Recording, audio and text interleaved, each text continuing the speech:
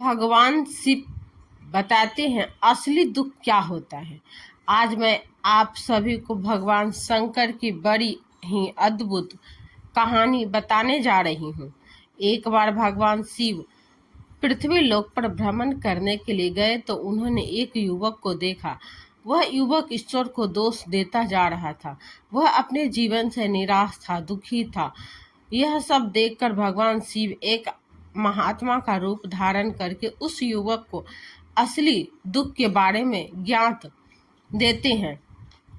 तो चलिए इस कहानी के माध्यम से समझते हैं कि असली दुख क्या होता है। अगर आप यह कहानी सुन रहे हैं तो पूरा सुनिएगा। इस कथा को आधा अधूरा छोड़कर जाने की गलती मत कीजिएगा, क्योंकि इस कथा को सुनने वाले को मन चाहे फल की प्राप्ति होगी। इस कथा को पूरा सुने। आप शिव भक्त है तो भोलेनाथ का अनादर न करें। कमेंट में ओम नमः शिवाय या हर हर महादेव अवश्य लिखें। सुख और दुख एक ही सिक्के के दो पहलू हैं। सुख और दुख हमारे जीवन में लगातार आते ही रहते हैं और हमें लगता है कि हमारे जीवन में हजारों दुख हैं, हजारों समस्याएं हैं। लेकिन अगर आप वास्तविक तौर पर देखेंगे और अगर आप इस बात को अच्छी तरह से समझें तो आप यह समझ पाएंगे कि हमारे जीवन में केवल एक ही दुख होता है। और वो कौन सा दुख है और आप उस दुख का निवारण क्या है, उस दुख का समाधान क्या है, हम यही जानने की कोशिश करेंगे इस कहानी के माध्यम से। एक समय की बात है, एक गांव में एक व्यक्ति रहता था। उसका नाम हरिहर था। वह बड़ा आलसी था और अपने जीवन से बहुत निराश था। उसका कारण यह था कि उसने अब तक अपने जीवन में कुछ भी हासिल नहीं किया था। वह कुछ भी नहीं कर सकता था। उसके घर वाले भी इस बात से बहुत परेशान रहते थे। वह चाहते थे कि वह बाहर जाकर कुछ अच्छा काम करे, कोई अच्छी नौकरी करे, लेकिन वह उनकी एक नहीं सुनता था। उसके घर वाले दूसरों को उदाहरण देकर उसे ताने मारते थे, उसे तरह तरह की बातें कहते थे, लेकिन उसे कोई फर्क नहीं पड़ता था। जबकि उसके सारे मित्र कामयाब हो चुके थे। कोई अच्छा व्यापार कर रहा था तो कोई अच्छी नौकरी कर रहा था, जिस कारण जब भी वह लोग मिलते तो वे लोग अपनी बढ़ चढ़ कर बड़ाई किया करते थे। लेकिन हरिहर कुछ करता नहीं था, जिस कारण जब भी कोई उससे पूछता कि तुम क्या कर रहे हो तो वह कुछ करता तो था नहीं। इसीलिए वह हमेशा सबसे केवल एक ही बात कहता था कि मैं कोशिश कर रहा हूँ, लेकिन उसकी कोशिशों का कोई भी फल नहीं किसी की को नजर नहीं आ रहा था। देखते ही देखते अब ऐसा समय आ चुका था कि हरिहर सभी से मुंह छुपाता रहता था, ताकि उससे कोई यह ना पूछ ले कि तुम क्या करते हो।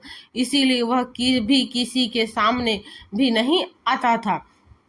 धीरे धीरे उसका मन दुखी होने लगा था। हरिहर अब बहुत निराश हो रहने लगा था, मानो वह इस धरती पर बोझ है।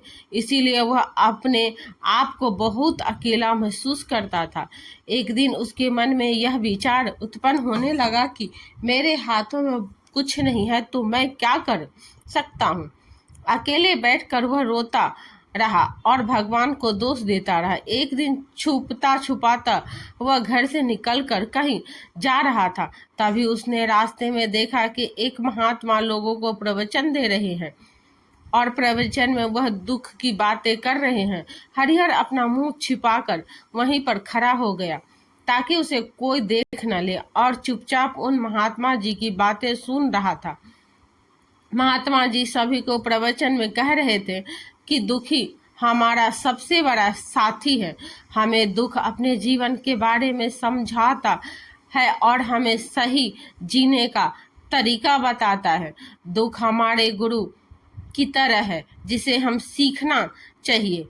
आप चाहते हो तो अपने जीवन में अपने दुखों को अपना गुरु बना सकते हैं और उससे सीख सकते हैं, या फिर आप चाहे तो अपने दुख पर बैठकर रो सकते हैं, लेकिन इससे आपको कोई लाभ नहीं मिलेगा, बल्कि आप दिन प्रतिदिन दिन और कमजोर होते जाएंगे, निराश होते जाएंगे।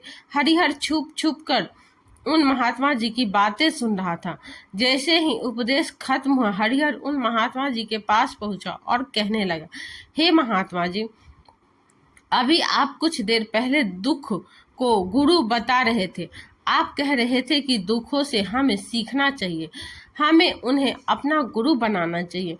लेकिन मैं भी तो अपने दुखों से परेशान हूँ, अपने जीवन से परेशान हूँ।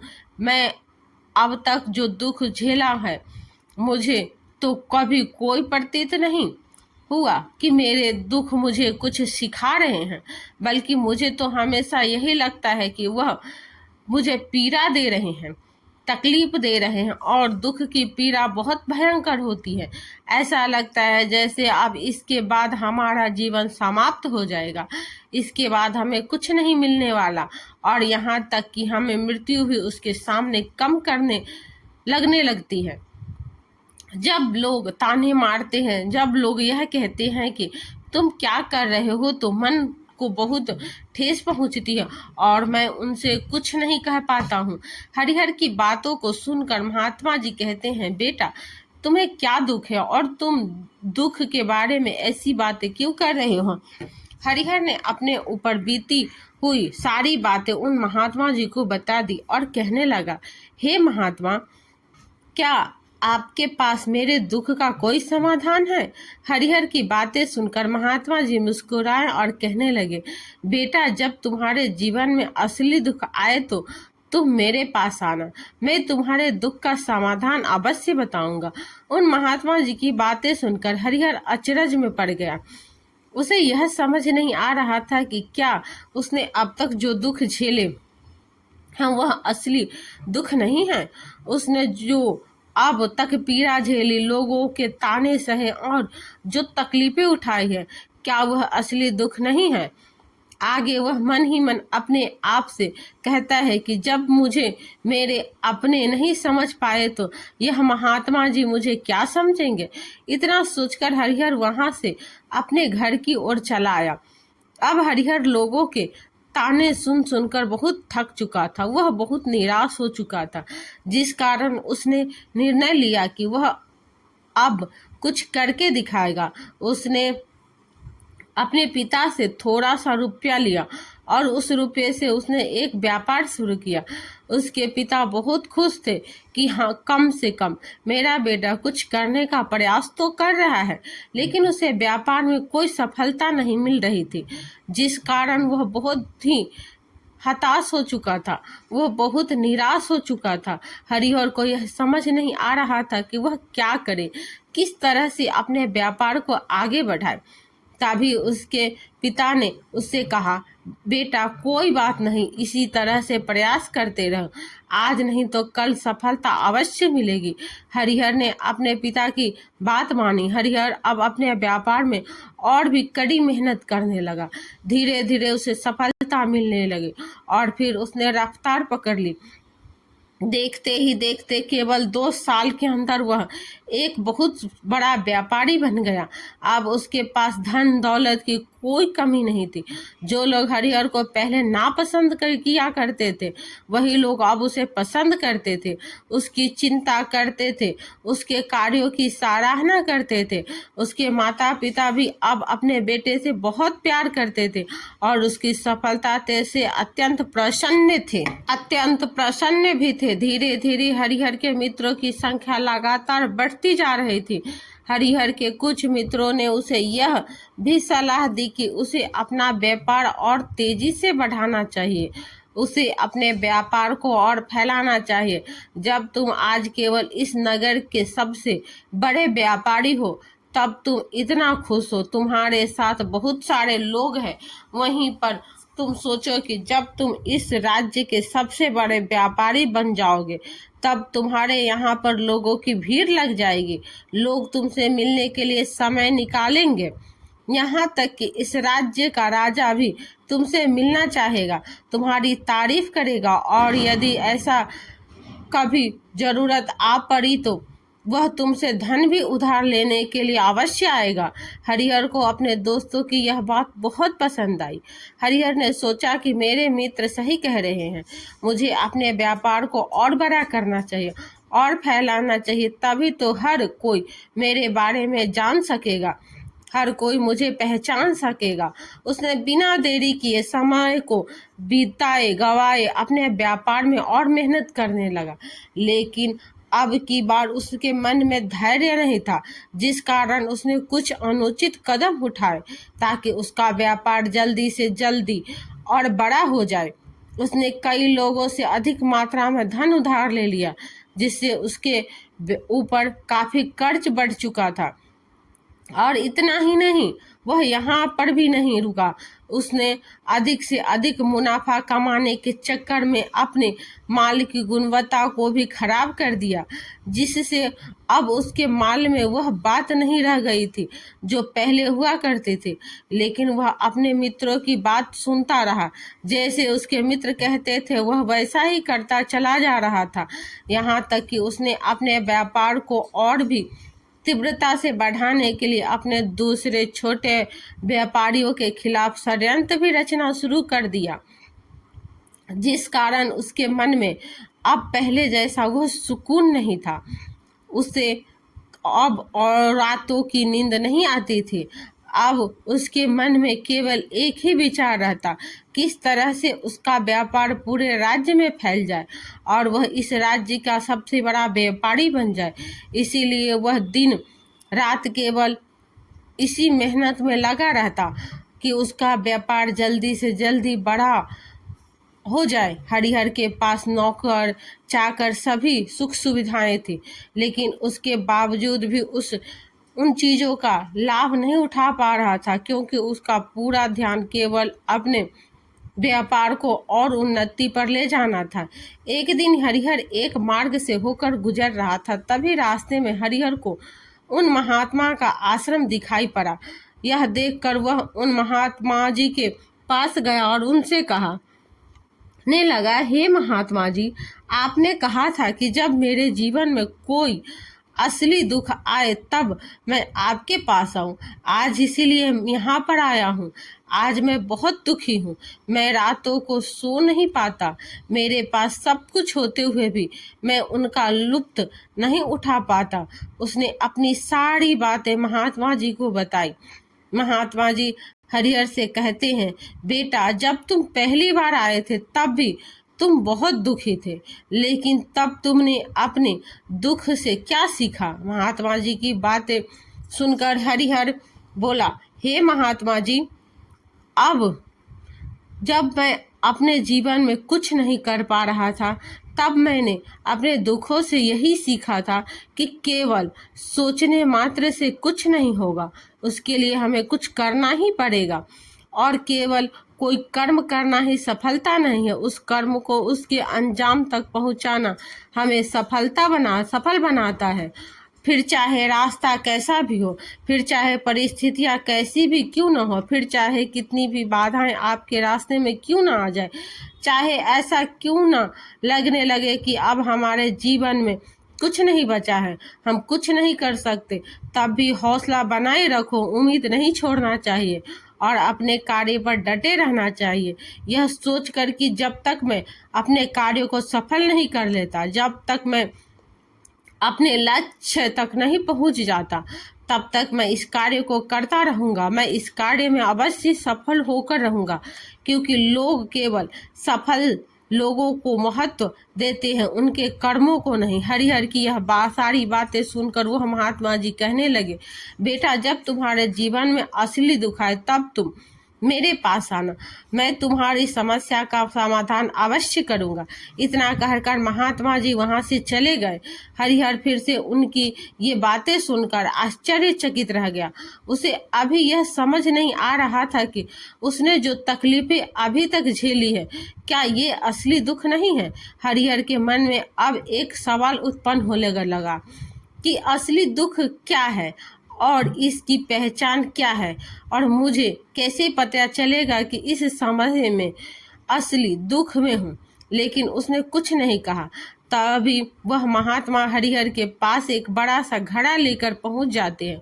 उस घड़े के अंदर सोने के सिक्के थे। उस घड़े को देते हुए वह महात्मा हरिहर से कहते हैं, बेटा तुम इसे उस पेड़ के नीचे मिट्टी में दबा दो, क्योंकि यह मेरे किसी काम का नहीं है।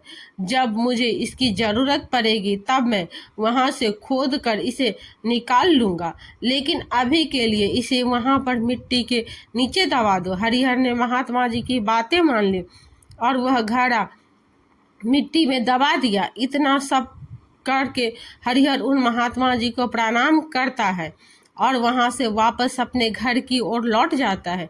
धीरे धीरे समय बीतता गया। समय के साथ साथ हरिहर व्यापार में और भी ज़्यादा उन्नति कर चुका था, लेकिन माल की गुणवत्ता अच्छी न होने के कारण अब उसके व्यापार में घाटा होने लगा और धीरे धीरे ऐसा समय आया कि उसका व्यापार पूरी तरह से चौपट हो गया। अब उसके पास कुछ नहीं बचा था। हरिहर ने अपने दोस्तों से जो कर्ज लिए थे वो कर्ज भी उसे चुकाने थे, लेकिन हरिहर यह सोचकर निश्चिंत था कि उसने वह कर्ज अपने मित्रों से लिए हैं, जिस कारण वह उन्हें लौटाने में थोड़ी देर अवश्य कर सकता है। वह तो यह सोच रहा था कि उसके मित्र उसका बुरे समय पर साथ देंगे, लेकिन सबसे पहले उसके मित्र ही उससे अपना कर्ज वापस लौटाने की मांग करने लगे। तभी हरिहर को एहसास हुआ कि कोई भी अपना नहीं है। उसने अपने मित्रों से उस कर्ज को लौटाने के लिए थोड़ी सी मोहलत मांगी, लेकिन हरिहर के किसी भी मित्र ने उसे कर्ज को लौटाने के लिए मोहलत नहीं दी, बल्कि वे लोग उसे जान से मारने की धमकी देने लगे। अपने मित्रों के मुंह से यह बात सब सुनकर हरिहर बहुत ही आश्चर्यचकित रह गया। वह जो कुछ सोच रहा था उसने साथ सब कुछ उल्टा हो रहा था। व्यापार के चलते उसके बहुत मित्र और शुभचिंतक बने थे, पर वह सब उससे दूर हो जाने लगे थे। हर कोई उससे पीछा छुड़ाना चाहता था, कोई भी उसका साथ नहीं देना चाहता था। धीरे धीरे उसकी सारी संपत्ति नीलाम हो गई। अब उसके पास कुछ नहीं बचा था। वह सड़क पर आ चुका था। एक दिन हरिहर ने अपने पिताजी से कहा, पिताजी मेरी मदद कीजिए, मेरे ऊपर बहुत कर्ज है, मुझे उसे लौटाना है, कृपा करके मुझे थोड़ा सा धन दे दीजिए। इस पर हरिहर के पिता ने हरिहर से कहा, बेटा मेरे पास यही एक छोटा सा घर है, अगर यह अभी मैं तुम्हें दे दूं तो मैं और तुम्हारी माँ कहाँ रहेंगे? हमें भी दर दर की ठोकरें खानी पड़ेगी। ले देकर अब हमारे पास केवल यही संपत्ति बची है, इसीलिए मैं तुमसे क्षमा मांगता हूँ। अपने माता पिता के मुख से यह सुनकर हरिहर चुपचाप वहां से चला आया और मन ही मन बस सोच रहा था कि मेरे पास अब कुछ नहीं बचा है। मेरे पास जो कुछ था वह सब कुछ तो लूट चुका, मेरा सब कुछ तो अब बर्बाद हो चुका है। भला अब मैं जीकर क्या करूँगा? अब मेरे पास केवल एक ही रास्ता है जिससे मैं अपने कर्जदारों से अपना पीछा छुड़ा सकता हूँ। यह सोचता हुआ वह एक ऊंची पहाड़ी की ओर पहुंचा। वही पहाड़ी पर चढ़ने ही वाला था कि तभी उसे याद आया कि उन महात्मा जी ने कहा था कि जब तुम पर असली दुख आए तभी तुम मेरे पास आना, मैं तुम्हारी समस्या का समाधान अवश्य करूंगा। यह सोचकर हरिहर के मन में एक बार फिर उम्मीद की लहर दौड़ पड़ी।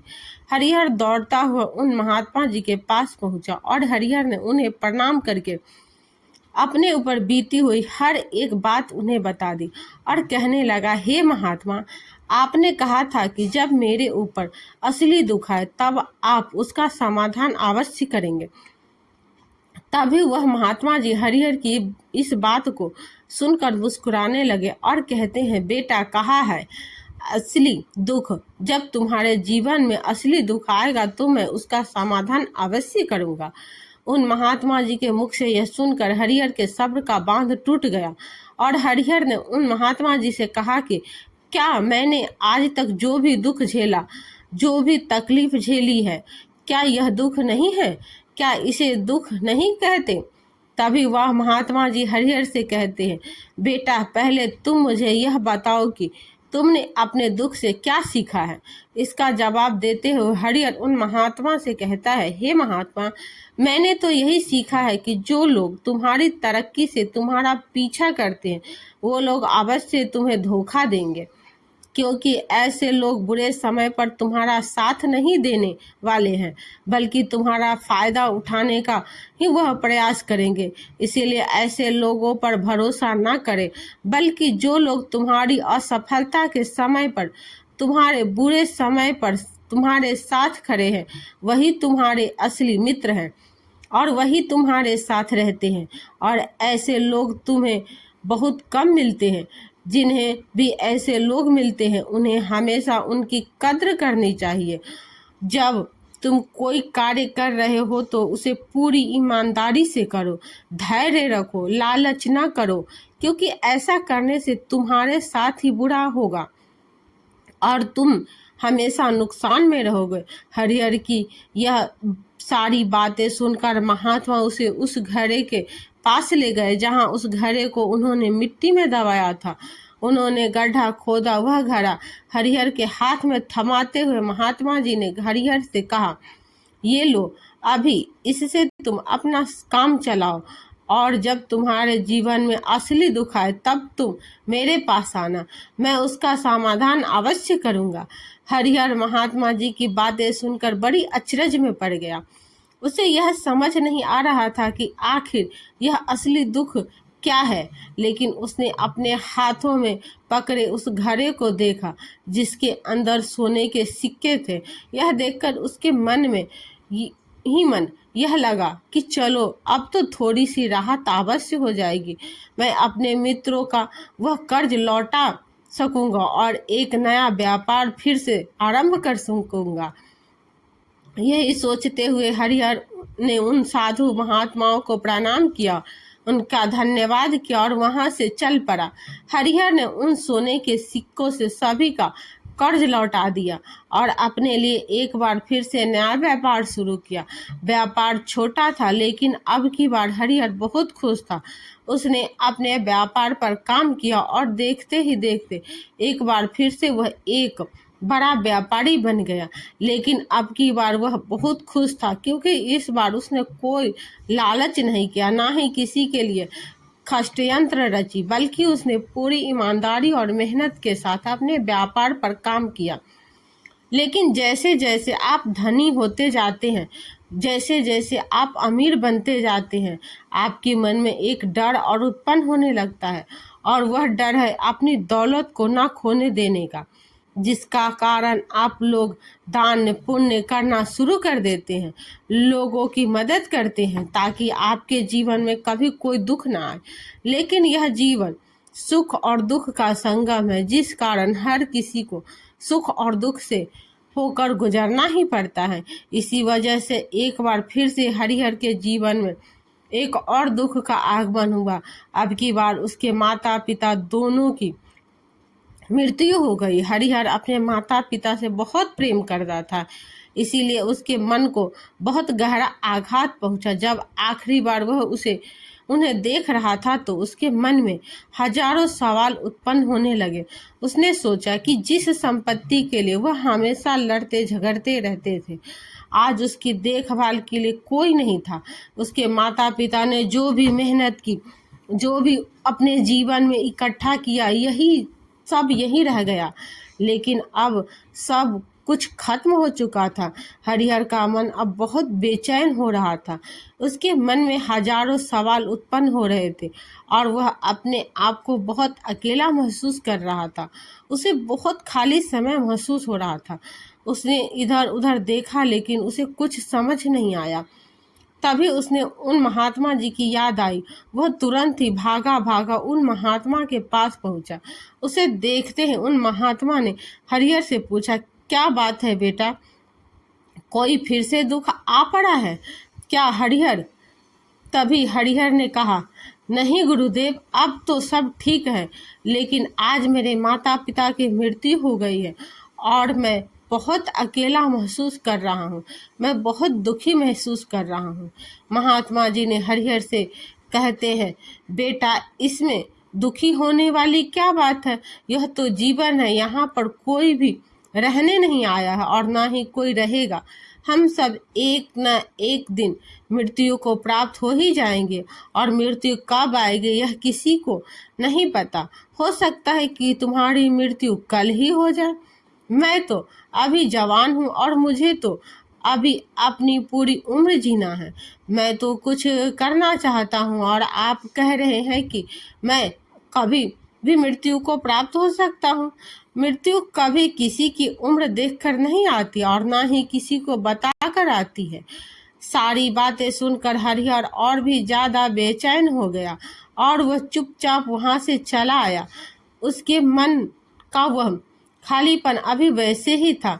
हरिहर अपने आप को बहुत अकेला महसूस कर रहा था। उसके बाद से उसका मन अपने व्यापार में भी नहीं लग रहा था। जब भी वह कोई कार्य करने लगता तो उसके मन में बहुत सारे प्रश्न उठने लगते थे कि वह क्या कर रहा है, क्यों कर रहा है और उसके ने इस कार्य को क्यों किया।